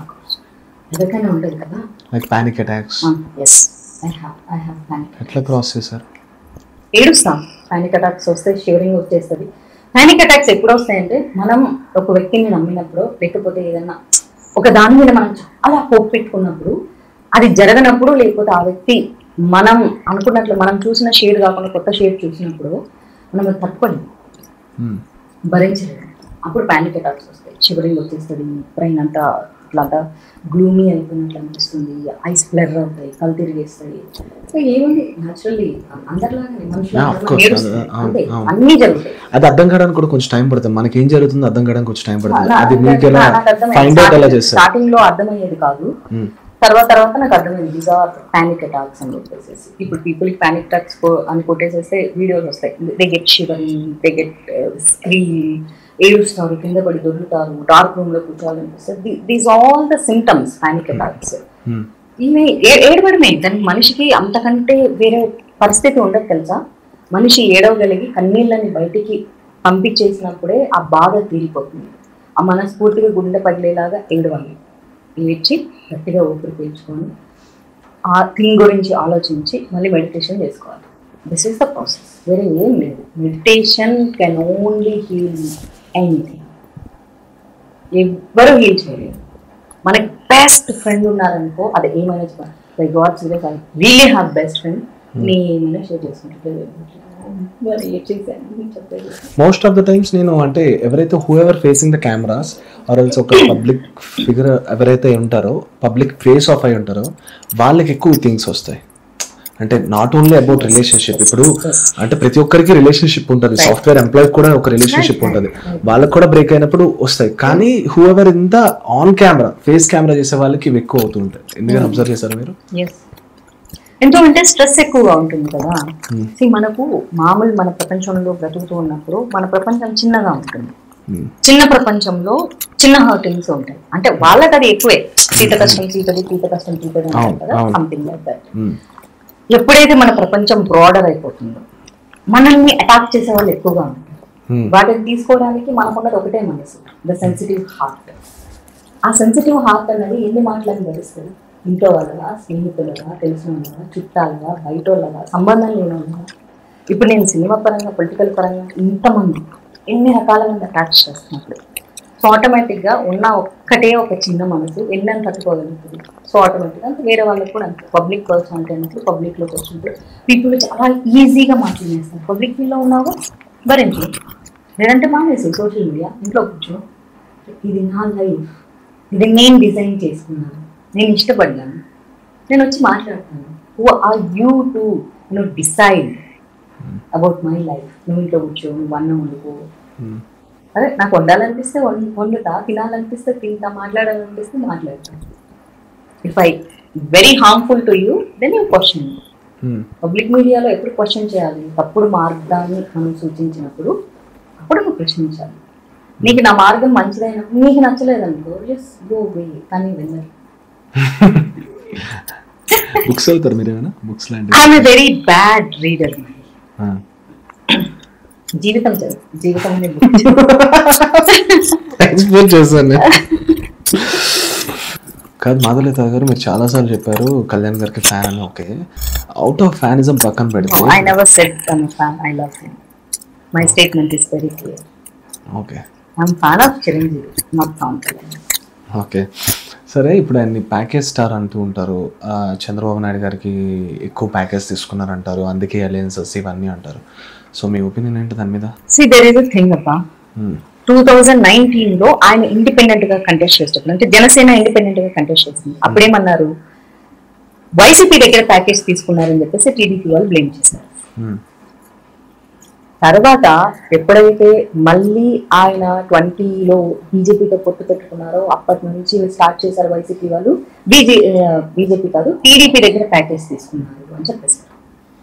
సో అంటే ఆ పార్టీ వాళ్ళు ఈ పార్టీ మీద, ఈ పార్టీ వాళ్ళు ఆ పార్టీ మీద ఇండిపెండెంట్. ఎప్పుడైతే ఆయన తెలుగుదేశం పార్టీని ప్రశ్నించాడు అంటే అప్పుడు అధికారం వాళ్ళకి ఉండింది కాబట్టి 2019 ఎలక్షన్ బిఫోర్ వరకు టీడీపీ అధికారంలో ఉండింది. ఈయన ఏదైతే ప్రజలకు సంక్షేమ పథకాలు అందాలి అనుకున్నాడో, అభివృద్ధి పనులు జరగాలనుకున్నాడో అవి 100% జరగకపోవడంతో ఆయన నిరాశకు గురి అయిపోయేసి వాళ్ళతో ఉన్న పొత్తు నుంచి బయటకు వచ్చేసారు. ఇంతకుముందు ఆయన కూడా సపోర్టివ్ గా ఉంది టీడీపీకి. ఎప్పుడైతే చంద్రబాబు నాయుడు ప్రశ్నించడం మొదలు పెట్టారో అప్పుడు టీడీపీ వాళ్ళందరూ ఏం చేశారు, వైసీపీ వాళ్ళ దగ్గర ప్యాకేజ్ తీసుకున్నారు, అందుకే ఇలా మాట్లాడుతున్నారు. తర్వాత వైసీపీని ఎప్పుడైతే అధికారంలోకి వచ్చాక ప్రశ్నించడం మొదలు పెట్టారో టీడీపీ వాళ్ళ దగ్గర ప్యాకేజ్ తీసుకున్నారు అంటున్నారు. అంటే ఒకళ్ళకొకరు పార్టీల మీద బ్లేమ్స్ చేసుకుంటూ పవన్ కళ్యాణ్ టార్గెట్ చేశారు తప్ప నిజంగా పవన్ కళ్యాణ్ ప్యాకేజీలే తీసుకోవాలంటే ప్యాకేజీలు తీసుకుని ఈ పార్టీకి హ్యాపీగా ఉండేవాళ్ళు కదా, ఏదో ఒక ఆయన పార్టీని విలీనం చేసేసి. బట్ వెన్ హీ వాజ్ ఆయన స్టార్ట్ చేసినప్పుడు ఆయన చెప్పారు, నాది 25 సంవత్సరాల ప్రణాళిక అని చెప్పారు. 25 సంవత్సరాలు నేను నా పార్టీని అభివృద్ధి చేయడానికి, ప్రజలకి అభివృద్ధి పథకాలు అందించే ప్రయత్నంలో నాకు అధికారం వచ్చినా నాకు అధికారం రాకపోయినా నేను ప్రశ్నిస్తూనే ఉంటాను. అధికారంలో ఉంటే మీకు మంచి చేయడానికి ప్రయత్నం చేస్తాను, అధికారంలో రాకపోతే నేను అపోజిషన్ ని ప్రశ్నించే ప్రయత్నం చేస్తాను అన్నారు. అదే చేస్తున్నాడు కదా. ఈ 5 ఏళ్లలో గెలిచిన పార్టీ ఎంత చేసింది, ఎంత ప్రశ్నించింది, అపోజిషన్ లో ఉన్న వాళ్ళు ఎంత ప్రశ్నించారు, అసలు ఒక సీట్ వచ్చి అది కూడా వైసీపీలో కలిసిపోతే ఒక్క సీటు కూడా లేకుండా కూడా 5 సంవత్సరాల నుంచి ఆయన ప్రశ్నిస్తూనే ఉన్నాడా లేదు? ప్రతి దాని మీద ప్రశ్నిస్తూనే ఉన్నాడు, స్పందన తీసుకుంటూనే ఉన్నాడు, ప్రజల మధ్యకి వెళ్ళాడు, వరాహి పెట్టాడు, యాత్రలు చేశాడు. ఎవరు చేశారు? వేరే వాళ్ళు ఎవరు చేయలేదు కదా. సో పవన్ కళ్యాణ్ మీద ఎంతసేపు వచ్చేసి భార్యల గురించి, కుటుంబము, వాళ్ళ తల్లి, ఇది వీళ్ళ పర్సనల్ ఎజెండాల కోసం పవన్ కళ్యాణ్ పర్సనల్ గా అంటే ఆయన మీద ఒక అవినీతి చూపించడానికి లేదు, ఒక అక్రమం చూపించడానికి లేదు, ఒక ల్యాండ్ మాఫియా చూపించడానికి లేదు, ఒక ఇసుక మాఫియా చూపించడానికి లేదు, ఒక సెటిల్మెంట్స్ చూపించడానికి లేదు, ఆయనకు చూపించడానికి ఏమీ లేదు. నువ్వు పలానా చోట వీళ్ళ దగ్గర ఎంత తీసుకున్నావు, ప్యాకేజ్ ప్యాకేజ్ ప్యాకేజ్ ప్యాకేజ్ అన్నారు. మరి అధికారంలో 5 సంవత్సరాలు ఉన్న వైసీపీ ఎందుకు ఆ ప్యాకేజ్ ఎంత తీసుకుంది, ఎవరి దగ్గర తీసుకుంది అన్నది ఈ రోజు వరకు ఎందుకు చూపించలేకపోయారు? అధికారంలో ఉన్న పార్టీ తలుచుకుంటే ఎక్కడి నుంచి ఆయన ఫోన్ ట్యాపింగ్ చేసి తీసుకోవచ్చు, లేకపోతే మనీ ట్రాన్స్ఫర్ ఎక్కడో చోట జరుగుతుంది కదా, ల్యాండ్ అలాట్ చేయటము, లేకపోతే క్యాష్ అలాట్ చేయటము, లేకపోతే ఇంకోటి ఏదో అంటారు కదా, 10 రూపాయలు 100 రూపాయలు నోట్లు ఇచ్చేసి దాన్ని ఏదో అంటారు కదా, డబ్బులు, అదే మాఫియా సంథింగ్ ఏదో అంటారు కదా. వర్డ్ పర్టికులర్ గా గుర్తు రావట్లేదు. మాల్ లాంటిది అలాంటివి తీసుకోవడము ఎక్కడో చోట పట్టుకోవాలి కదా, అది ఎందుకు పట్టుకోలేకపోయారు? సో అంటే అలిగేషన్స్ చేయడం ఆ పార్టీ వాళ్ళు ఈ పార్టీ మీద, ఈ పార్టీ వాళ్ళు ఆ పార్టీ మీద అని అండమే తప్ప పవన్ కళ్యాణ్ గారు అభివృద్ధి పరంగా ఏం చేయాలనుకున్నారో అది ప్రజలకు అందే పక్షంగా ఆయన ప్రశ్నించాలనుకున్నారు, ప్రశ్నిస్తూనే ఉన్నారు. ఎండ్ ఆఫ్ ద డే ఆయన ప్రజల పక్షంలో నిలబడాలనుకున్నారు. ఆయనకు డబ్బే కావాలంటే హ్యాపీగా సినిమాలు చేసుకోవచ్చు, అసలు దాని గురించి ప్రశ్నించే అక్కర్లేదు, బ్రాండింగ్స్ చేసుకోవచ్చు, కోట్లు డబ్బులు వస్తాయి. సరే ప్యాకేజీలే తీసుకుందాం అనుకుంటే ఎంతమంది దగ్గర ఎన్ని ప్యాకేజీలు అయినా తీసుకోవచ్చు, పార్టీ ఫండ్ అని తీసుకోవచ్చు, ఇంకా రకరకాలు తీసుకొని హ్యాపీగా సెటిల్ అయిపోయి మంచిగా ఏసీలో తిరుగుతూ ఏసీ కార్లు వేసుకొని బిందాస్ గా రాజా ఆయన కిట్లున్నా పట్లున్నా అభిమానులని వాళ్ళు పక్కకు పోరు. కొంతమంది చరిస్మాతోనే పుడతారు, పుట్టడమే అట్లా పుడతారు, వాళ్ళకి అదృష్టం రాసి ఉంటది, దాన్ని ఎవ్వడూ ఆపలేడు. మోడీ గారిని ఎంతమంది విమర్శించినా ఆయన చరిష్మా పోదు, పవన్ కళ్యాణ్ గారిని ఎంతమంది విమర్శించినా పావలగాడన్నా పావుగాడన్నా, లేకపోతే 3 పెళ్లిళ్ళు చేసుకున్నాడన్నా, 4 సంబంధాలు ఉన్నాయన్నా, 4 పెళ్లి చేసినా, జగన్ ని 4 పెళ్ళామని చేసినా, ఏం చేసినా సరే ఆయన చరిష్మా ముందు ఎవ్వరూ పనికిరారు. ఆయన కాలి గోటిని అంతే కదా మరి, ఆయన కాలి గోటిని తాకడానికి సరిపోనోళ్ళే ఆయన పావలగాడు అంటారు. చిరంజీవి లేకపోతే ఆయనకు విలువ లేదంటే చిరంజీవి తమ్ముడు కాబట్టి ఆయనకి ఇంట్రడక్షన్ దొరికిందేమో కానీ ప్రజల్లో విలువ ఏం రాలేదు. ఆయన విలువ సంపాదించుకున్నది, కష్టపడకపోతే ఎవరికి విలువలు రావు, లాంచింగ్ మాత్రమే వస్తుంది అంతే. ఆయన స్వయంగా సంపాదించుకున్న క్రెడిబిలిటీ అది. ఇప్పుడు నాగార్జున గారు వచ్చేసి వాళ్ళ కొడుకుని అఖిల్ ఇంట్రడ్యూస్ చేశారు, మా పవన్ కళ్యాణ్కి వచ్చిన క్రెడిబిలిటీ ఎందుకు రాలేదు ఆయనకి? నాగార్జునకు వచ్చిన క్రెడిబిలిటీ కూడా ఎందుకు రాలేదు? అది స్వయంగా సంపాదించుకుంటే వస్తుంది. పవన్ కళ్యాణ్ సినిమాలు చేసి క్రెడిబిలిటీ సంపాదించుకోలేదు, ఆయన వ్యక్తిత్వాన్ని ప్రొజెక్ట్ చేసుకొని సంపాదించుకున్నాడు, అది అందరికీ రాదు. ఆ వ్యక్తిత్వం నిజం అంటే ప్రజలు పిచ్చోళ్ళు కాదు కదా. ఒకడు ఏదో చెప్తే కహానీలకు వెర్రి గొర్రెలాగా వెనకాల వెళ్ళిపోవడానికి ఏ కహానీలు చెప్తాడు? నీకు అభివృద్ధి చేస్తానని చెప్పలేదా? చేస్తానని చెప్పి చేయకుండా ఆపేశాడా? ఆయనకు అధికారం వస్తే కదా. సరే, ఆయన అధికారం ఆశపడుతున్నాడబ్బా. ఆశపడేది ఎందుకు? నీకు ఏదో ఒకటి చేయడానికి కదా. ఉన్న ప్రభుత్వాలు వాళ్ళ పరిధిలో ఎంత చేయగలరో తెలిసి నీకు చేయలేకపోతున్నందుకు ప్రశ్నించాడు కాబట్టి ఆయన ప్యాకేజ్ స్టార్ అంటున్నారు. సరే, ప్యాకేజ్ స్టార్ అంటున్నారు కదా, చూపించండి సాక్ష్యాలు మీ చేతుల్లో ఉంటాయి. Simple thing. ఆయన అభివృద్ధి కోరుకున్నాడు కాబట్టి అలయన్స్ అంటే ఆయన తగ్గించుకొని ఆయన ఉన్నటువంటి చరిష్మా అవ్వచ్చు, పేరు అవ్వచ్చు, క్రెడిబిలిటీ అవ్వచ్చు, ఇంకోటి అవ్వచ్చు అన్నింటినీ నిజం చెప్పాలంటే 2 పార్టీల దగ్గర బీజేపీ టీడీపీ దగ్గర తలదించి వైసీపీ అన్ని రకాల మాట్లాడుతున్నా సరే ఏం పర్వాలేదు, ప్రజల మంచి కోసమని తగ్గి అలయన్స్కి వెళ్ళారు. అభివృద్ధి కోసమే కదా, మంచి పని కోసం 4 అడుగులు ఎక్కడ నెగ్గాల కాదు, ఎక్కడ తగ్గాలో తెలిసిన పవన్ కళ్యాణ్. కానీ ఒక్క విషయం ఇక్కడ ఏంటంటే ఆల్మోస్ట్ 10 years అయిపోయింది. ఇప్పుడు బీజేపీ అంటే కొన్ని దశాబ్దాల నుంచి ఉంది కాబట్టి దానికి ఆర్ఎస్ఎస్ అని ఒక ఇన్ఫ్రాస్ట్రక్చర్ ఉంది. అంటే ఏ పార్టీకైనా ఒక ఇన్ఫ్రాస్ట్రక్చర్ కావాలి. బూత్ స్థాయిలో ఎవడు పని చేస్తున్నాడు, కార్యకర్త ఎవడు, అక్కడ ఎవడు నిల్చుంటున్నాడు అనేది ఒక ఆర్ఎస్ఎస్ అనేది తీసుకుంటది. అలాగే టీడీపీ కూడా కొన్ని దశాబ్దాల నుంచి ఉంది కాబట్టి దానికి ఉంటుంది. ఇప్పుడు దీనికి ఒక దశాబ్దం వచ్చింది, జనసేన కూడా 10 years. స్టిల్ ఒక ఇన్ఫ్రాస్ట్రక్చర్ లేదు. అందుకే పవన్ కళ్యాణ్ గారు నేను ఇంకొకరితో కలుస్తున్నాను అంటున్నారు. సో ఏంటి బ్యాక్లాగ్ ఎక్కడ కనిపించింది అంటారు మీకు? అదే అంటే ఇంకా అన్నాడు కదా 25 years పడుతుంది అని చెప్పేసి, ప్రణాళిక 25 years అన్నప్పుడు ఆ 25 years లో ఈ ఇన్ఫ్రాస్ట్రక్చర్ ఆయన బిల్డ్ చేసుకునే ప్రక్రియలో భాగంగా అది పూర్తిగా ఆయన దగ్గర లేకపోవడం వల్లే వేరే వాళ్ళతో కలవడం జరిగింది. ఇది విచ్ ఈస్ ఇంటర్లింక్డ్. ఆయన దగ్గరే పూర్తిగా ఉంటే 2019 లో కంటెస్ట్ చేయగలిగారు కదా, అన్ని చోట్ల నుంచి కంటెస్ట్ చేయగలిగారు కదా. కానీ చేశాక ఆయనకు అర్థమైంది, ఓకే మనకి ఇంకా టైం కావాలి, ఇంకా సమయం కావాలి, ఇంకా చాలా ఇన్ఫ్రాస్ట్రక్చర్ మనం బిల్డ్ చేసుకోగలగాలి. సో ప్రతి చోట రూట్ లెవెల్లో మనం వెళ్ళగలగాలి అంటే మనకు ఇంకొకరి సహాయం అవసరం. ఆ ఇంకొకరి సహాయంతో మనం కలిసి ప్రయాణం చేస్తే అది ప్రజలకు మంచి చేకూరుస్తుంది అన్న ఉద్దేశంతోనే కదా అలయన్స్ లోకి వెళ్ళారు. ఈ క్రమంలో ఆయన ఇంకా 15 సంవత్సరాల నుండి బిల్డ్ చేసుకోగలుగుతారేమో, బిల్డ్ చేసుకుంటానని చెప్పారు కదా. ఆ సమయం ఇవ్వాలి కదా. ఆయన ఫస్ట్ ఏదైతే చెప్పారో ఆ సమయం ఇచ్చి చూడాలి కదా. కరెక్ట్ 30 ఏళ్ల తర్వాత బీజేపీ అధికారంలోకి వచ్చింది అంటే 30 ఏళ్ళు వాళ్ళు కష్టపడ్డారు ప్రతి చోట. ఇప్పటికీ చేస్తే కూడా పూర్తిగా ఆంధ్రాలో లేకపోయింది.